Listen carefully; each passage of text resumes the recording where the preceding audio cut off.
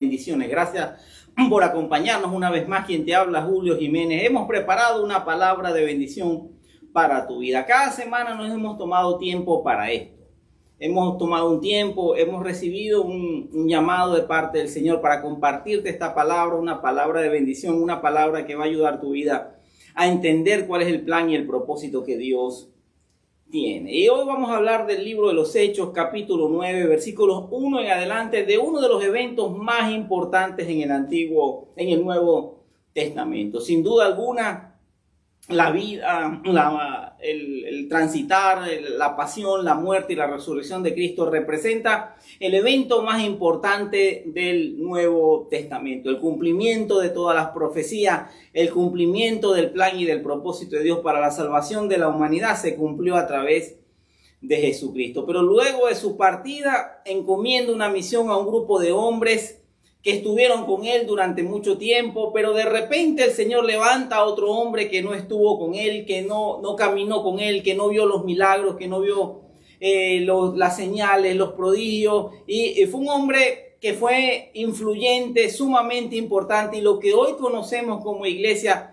se fundamenta en las cartas o en los libros que este hombre escribió. Y mira lo que dice el libro de los Hechos, capítulo 9, versículo 1 en adelante. Dice: Saulo, respirando aún amenazas y muerte contra los discípulos del Señor, vino al sumo sacerdote y le pidió cartas para las sinagogas de Damasco, a fin de que si hallase algunos hombres o mujeres en este camino, los trajese presos a Jerusalén. Mas yendo por el camino, aconteció que al llegar cerca de Damasco, repentinamente le rodeó un resplendor de luz del cielo, y cayendo en tierra oyó una voz que le decía: Saulo, Saulo, ¿por qué me persigues? Él dijo: ¿quién eres, Señor? Y le dijo: yo soy Jesús, a quien tú persigues. Dura cosa es dar cosas contra el aguijón. Él, temblando y temeroso, dijo: Señor, ¿qué quieres que yo haga? Y el Señor le dijo: levántate y entra en la ciudad y se te dirá lo que debes hacer. Y los hombres que iban con Saulo se pararon atónitos, oyendo a la verdad la voz, mas sin ver a nadie. Entonces Saulo se levantó de la tierra y abriendo los ojos no veía a nadie. Así que llevándole por la mano le metieron en Damasco, donde estuvo 3 días sin ver y no comió ni bebió. Después de la muerte del Señor, el Señor les dijo que permanecieran en Jerusalén hasta que llegara la promesa del Espíritu Santo, lo que llamamos el día del Pentecostés, cuando el Espíritu Santo se derrama sobre un grupo de creyentes que estaban orando, reunidos en una casa, en un salón, y desde ese momento estos hombres comienzan a moverse con un poder y con una autoridad tremenda, pero eso desata una persecución, eso desata una cacería en contra de los cristianos, en contra de los creyentes, porque los fariseos y los maestros de la ley, así como atacaron al Señor Jesús, atacaron a los discípulos del Señor. Y este hombre, Saulo, que como te dije al principio, no había estado con el Señor, no es un apóstol, pero no de los primeros, no de los que estuvo con él caminando durante esos 3 años y medio de ministerio, se convierte en un perseguidor de la iglesia, un hombre preparado, un hombre inteligente, un hombre con grandes dones, un hombre apasionado con lo que hacía. Y de repente se da cuenta, o nos damos cuenta de que está usando toda la pasión y todo el conocimiento y toda la tenacidad y todas las habilidades que Dios le dio para ir en contra de la obra del Señor. Y así hemos sido muchos. Así hemos sido todos nosotros, que hemos sido rescatados de nuestra vana manera de vivir, dice la Biblia, que heredamos de nuestros padres. Estábamos en contra de lo que Dios hacía, estábamos en contra, no teníamos idea. Creíamos que conocíamos de Dios, practicábamos alguna religión. Entonces cada vez que algo se salía de nuestro enfoque, de nuestras 4 paredes, de nuestro conocimiento medio cuadrado, entonces íbamos en contra de eso. Y dice que este Saulo entonces perseguía a los cristianos, los apresaba, comenzó a trabajar a favor del Sanedrín, a favor de los fariseos, de los saduceos, y hasta que eran la autoridad religiosa de la época. Y hasta llega un momento donde ya se cansa de estar en Jerusalén, había apresado un montón de gente, la iglesia estaba creciendo en Damasco, empezaron a llegar los reportes de las sinagogas de que gente estaba predicando al Señor Jesús, y él pide unas cartas de autorización como una especie de salvoconducto para poder hacer lo que él quisiera. Definitivamente un hombre apasionado, definitivamente un hombre con tenacidad, definitivamente un hombre que creía que hacíamos mucho de nosotros. Estábamos bien equivocados, pero creíamos que estábamos en lo correcto. Pero Dios es un Dios sobrenatural, Dios es un Dios amoroso, Dios es un Dios que no puede ser burlado. Cuando él iba en camino hacia Damasco, de repente se le aparece el Señor. Dice que le rodeó un resplandor de luz del cielo. Y cayendo rostro en tierra oyó una voz que le decía: Saulo, Saulo, ¿por qué me persigues? El nombre Saulo es un nombre que quiere decir pedido de Dios o el elegido. Ya Dios lo había escogido, ya Dios tenía un llamado, ya Dios tenía un propósito. Él no lo sabía, él no lo entendía, pero Dios sí lo sabía. Y el hecho de que tú estés escuchando esta palabra es un indicativo de que Dios te ha llamado, de que Dios te ha escogido y que Dios tiene un plan y un propósito que va a superar cualquier expectativa que tú puedas tener. Ese era el nombre que él tenía como judío, ese era el nombre que él tenía desde que se lo pusieron sus padres, y él no sabía que él había sido llamado o escogido por Dios. Pero siempre hay un día donde las cosas cambian. Siempre hay un día donde Dios se nos aparece. Siempre hay un día donde amanecimos en la mañana siendo Saulo, pero en la tarde o en la noche terminamos siendo Pablo. El nombre Pablo significa pequeño. Él asumió un nombre o recibió un nombre que lo hizo entender que él no era el importante, que él no era el más entendido, que todo lo que él había aprendido, él mismo lo dijo: ahora lo tengo por pérdida por causa de Cristo. Y de repente oyó una voz que le decía: Saulo, Saulo, ¿por qué me persigue? La mayoría de nosotros, seamos honestos, hemos sido perseguidores de la iglesia del Señor. No entendíamos, practicábamos una religión, practicábamos unas costumbres, y entonces cuando alguien nos hablaba acerca de la palabra, porque el que practica la religión normalmente no lee la Biblia, normalmente lo que hace es repetir lo que otros dicen, hacer lo que otros hacen, y lo que se llama una tradición. Las tradiciones y las normas puestas por los hombres muchas veces están puestas por encima de la palabra, y cuando eso sucede nos convertimos en perseguidores de la iglesia. Hablamos mal de la iglesia, hablamos mal de los cristianos, hablamos mal de los pastores, hablamos mal de lo que no entendemos. Entonces, él hace dos preguntas, que son las preguntas que toda persona debe hacerse alguna vez en la vida. Lo que cambia definitivamente la vida de una persona es hacerse estas dos preguntas que vamos a analizar, a desmenuzar a continuación. Lo primero es que le dice: ¿quién eres, Señor? ¿Quién eres, Señor? Todos nosotros tenemos que saber quién es Jesús. Esa es la primera pregunta que tú te debes hacer a ti mismo. ¿Quién es Jesús para ti? ¿Es un profeta? ¿Es un buen hombre? ¿Es un charlatán? ¿Es uno más?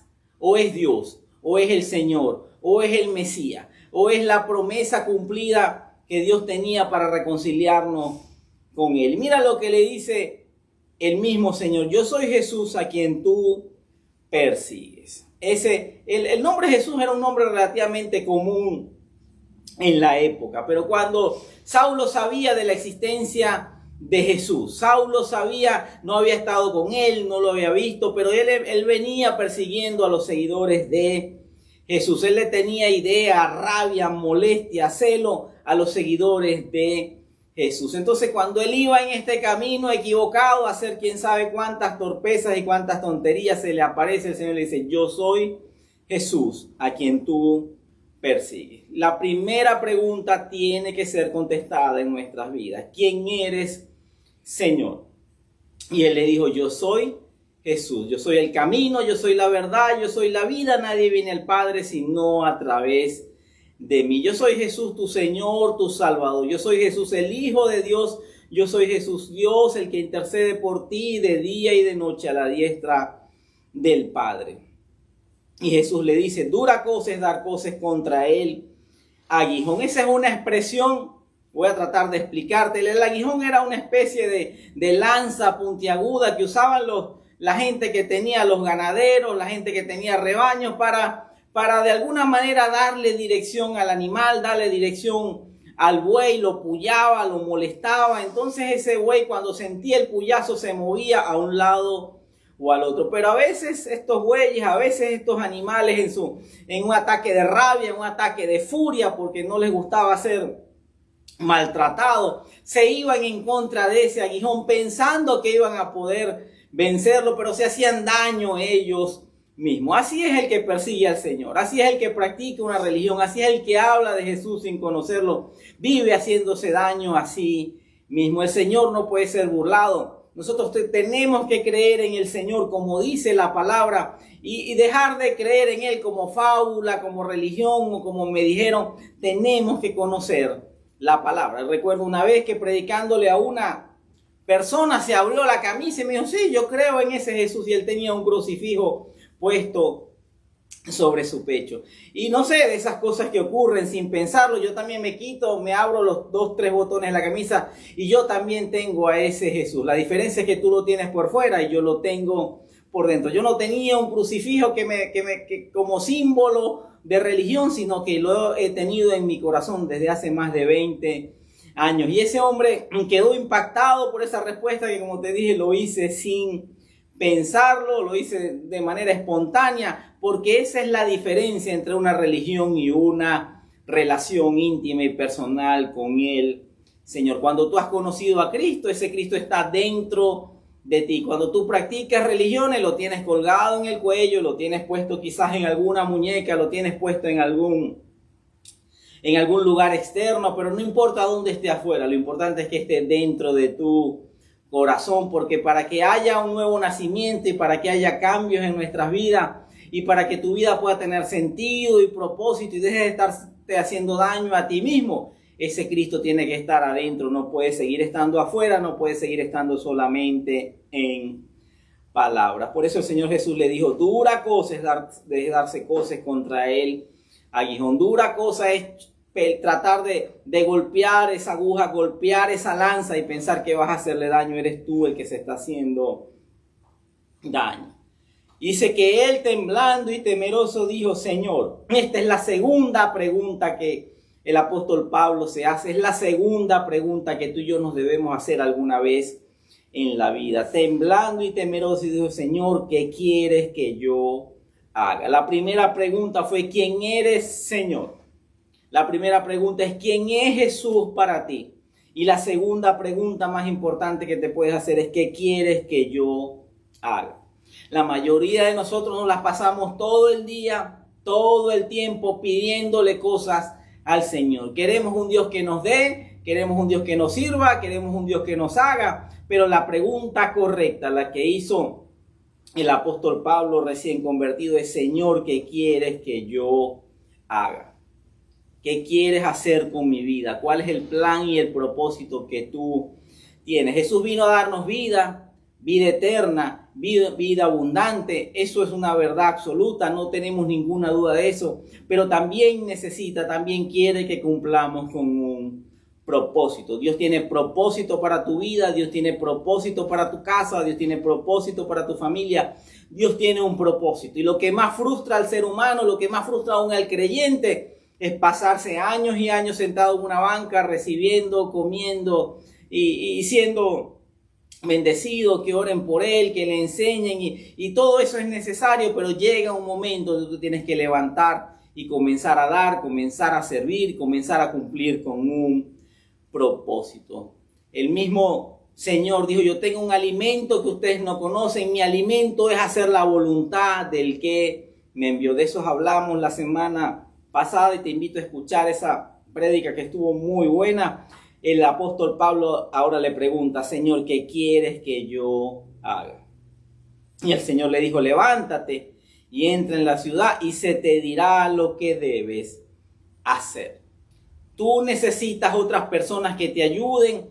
El mismo apóstol Pablo, el hombre más influyente humanamente hablando del Nuevo Testamento, el que escribió las cartas con las que se rige todavía la iglesia del Señor, tuvo gente que le dijo lo que tenía que hacer, tuvo gente que lo educó, tuvo gente que lo hizo discípulo, tuvo gente que le enseñó el evangelio, tuvo gente que se invirtió en él.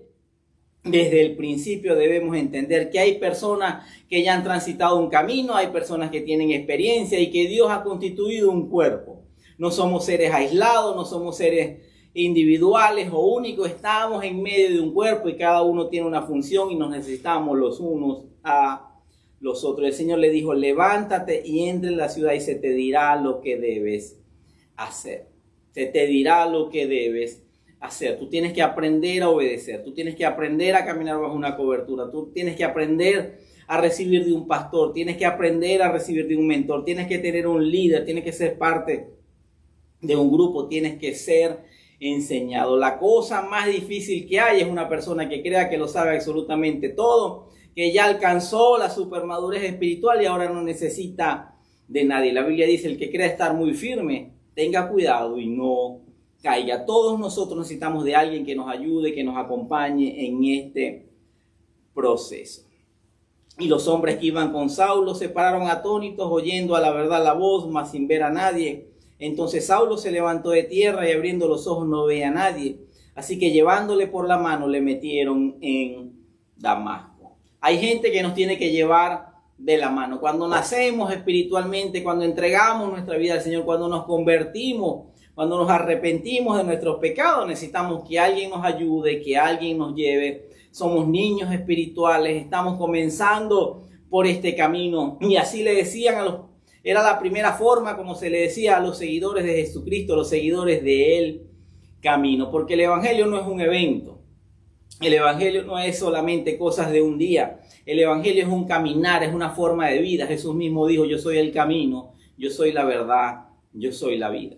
La gente entendía que era un camino, que me iba a tomar toda la vida transitando por ese camino, cumpliendo un propósito y entendiendo que había un plan y un propósito de Dios para mi vida. Dice que llevándole la mano lo metieron en Damasco, donde estuvo 3 días sin ver y no comió ni bebió. Esos primeros días, esas primeras temporadas son sumamente importantes. Todos nosotros pasamos por ese proceso.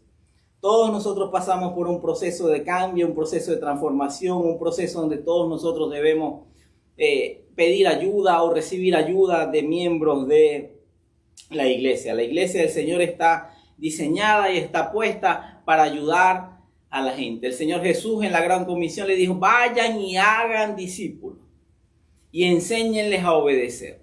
La palabra discípulo y la palabra creyente son dos cosas que la gente a veces confunde, pero no es exactamente lo mismo. Evidentemente, primero creemos porque debemos creer con nuestro corazón, confesar con nuestra boca, pero para ser un discípulo yo debo ser enseñado, yo debo ser instruido y yo debo empezar a caminar y hacer las mismas cosas que Jesús hacía. Y luego dice, enseñándoles a obedecer las cosas que les he mandado. Yo debo ser enseñado, yo debo tener mentores, debo tener gente que me ayude. Y luego de eso yo empiezo a obedecer y empiezo a poner en práctica la palabra. Porque el verdadero evangelio no es cuanto yo sepa. El verdadero evangelio es cuanto yo haga, es cuanto yo ponga en práctica. No es solamente cuestión de doctrina.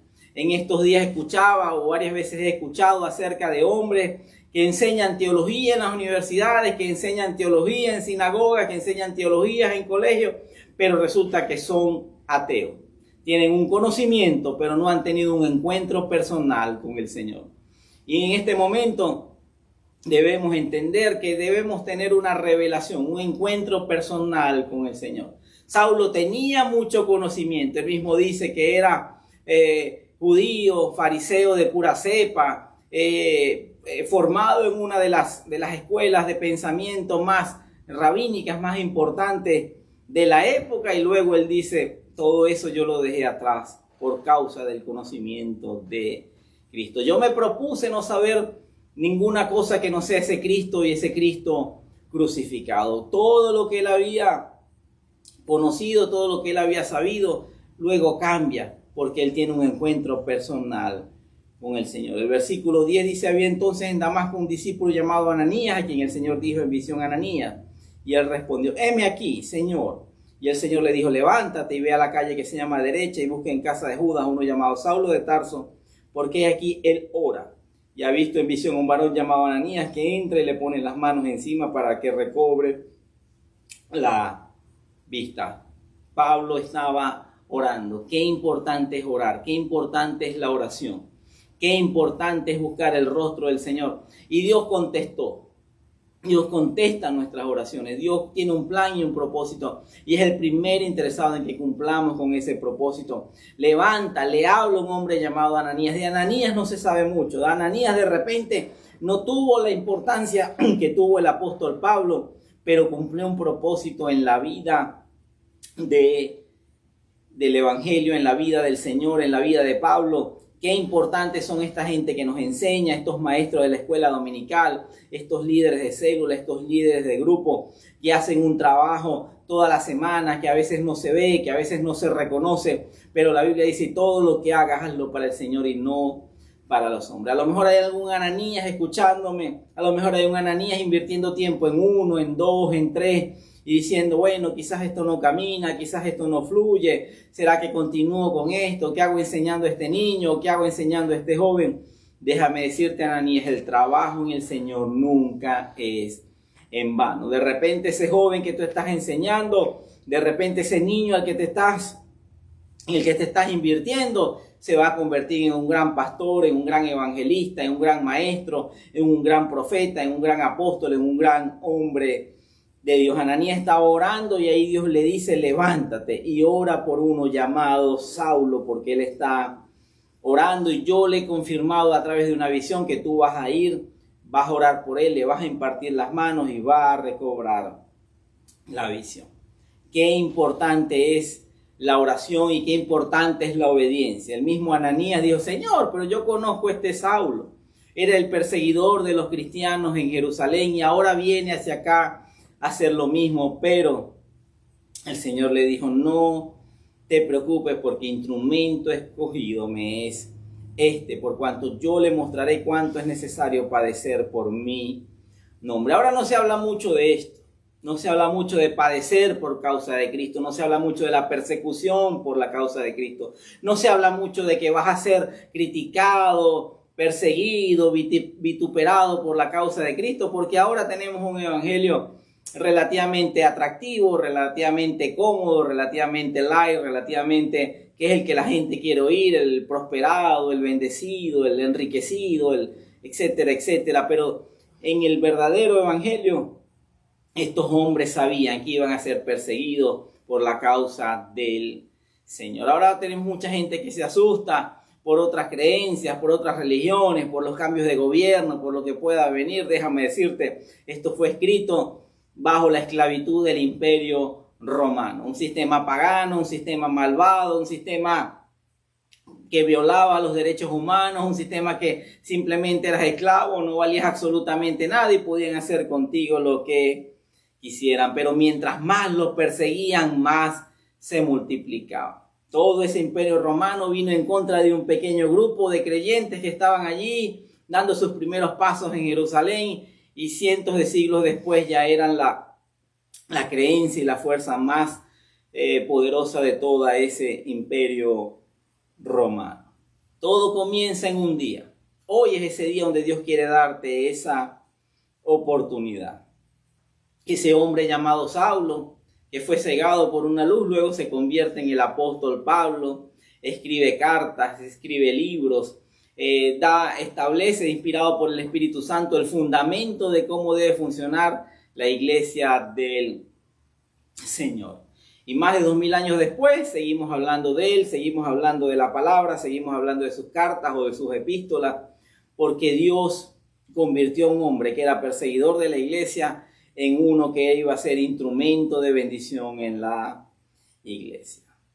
Solamente te recuerdo que él hizo 2 preguntas. Y te quiero recordar esas 2 preguntas. Primero le dijo, ¿quién eres, Señor? ¿Quién es Jesús para ti? ¿Quién es el Señor Jesús para ti?